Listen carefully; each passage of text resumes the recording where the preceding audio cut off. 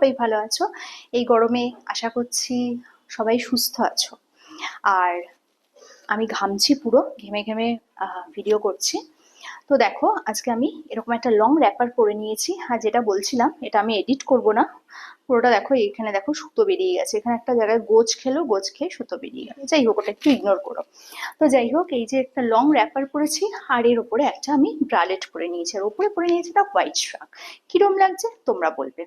দেখো, যে কোনো কিছু সামনাসামনি কিন্তু বলে দেওয়া বেটার। আমি যদি এটাকে এখন লুকোতাম বা এখন ভিডিওর মাঝখানে কাটতাম, সেটাকে এডিট করতাম, সেটা কিন্তু ঠিক অরিজিনালিটি থাকতো না, সেটা একটা ফেক ব্যাপার হতো।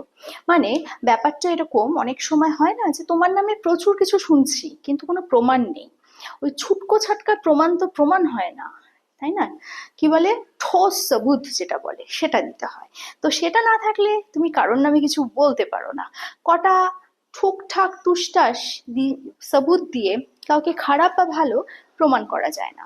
অনেক সময় দেখবে আহ খোলামেলা পোশাক পরা কোনো মহিলাকে আমরা কোনো জাজমেন্ট না করেই বলে দিই এ খুব খারাপ। আবার একদম গাটা ঢেকে বেরোচ্ছে, তাকে বলে দিই এ খুব ভালো। কিন্তু সমীকরণে দেখা যায় উল্টোটাও হতে পারে, কি বলো?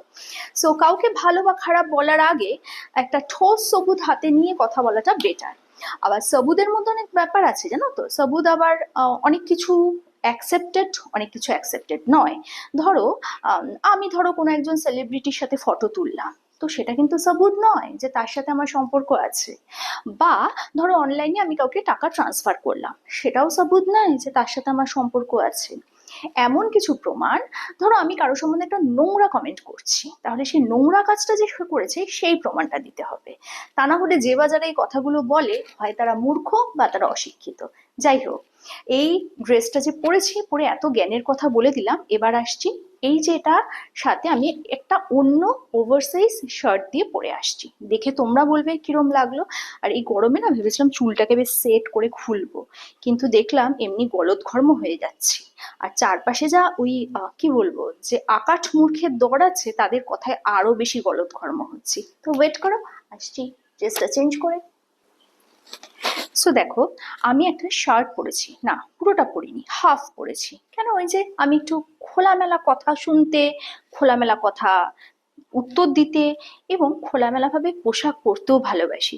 আমি অনেককে বলতে শুনি আমরা না ভীষণ মডার্ন, অথচ নিজের ঘরে কোনো কিছু পোড়া লাগলে তার গন্ধ পায় না, অন্যকে বলে।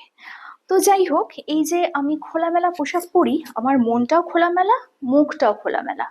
মানে আমায় কেউ ধরো উল্টোপাল্টা কথা বললে, সেটা ডাইজেস্ট করতে করতে একটা সময় ফোঁস কিন্তু করি। তো যাই হোক, আহ কিরম লাগছে সেটা বলবে। আরেকটা প্রসঙ্গে বলে দিই, সেটা হলো ধরো এই যে আমি এর ওপর একটা শ্রাক পরেছিলাম, তাতেও কিন্তু ফুল কভার হয়নি, কারণ শ্রাকটা নেটের, নেটের ফাঁক দিয়ে অনেক কিছুই দেখা যাচ্ছে। আবার আমি যে শার্টটা পরেছি, শার্টটাও আমি ফুল কভার করিনি। আমি শার্টটাও যে পরেছি তাতেও কিন্তু বেশ স্মার্ট লাগছে। সো স্টাইল করতে গেলে কনফিডেন্সটা কিন্তু একদম ভীষণভাবে দরকার। কনফিডেন্স ছাড়া স্টাইল কখনো হয় না। আর যেটা করবে সেটা সবার সামনে করাটা কিন্তু একটা গার্ডসের দরকার আছে।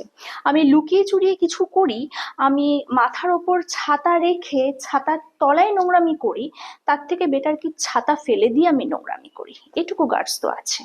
আর সোশ্যাল মিডিয়ায় যে বা যারা বলছে যে, সোশ্যাল মিডিয়ার লোকরা বলে না, বাইরের লোকরা নানান রকম কথা বলছে, তাদের উদ্দেশ্যে একটাই বলার, বারবার যেটা বলি, যে খারাপ লাগলে ইগনোর করুন, ধৃতরাষ্ট্র হয়ে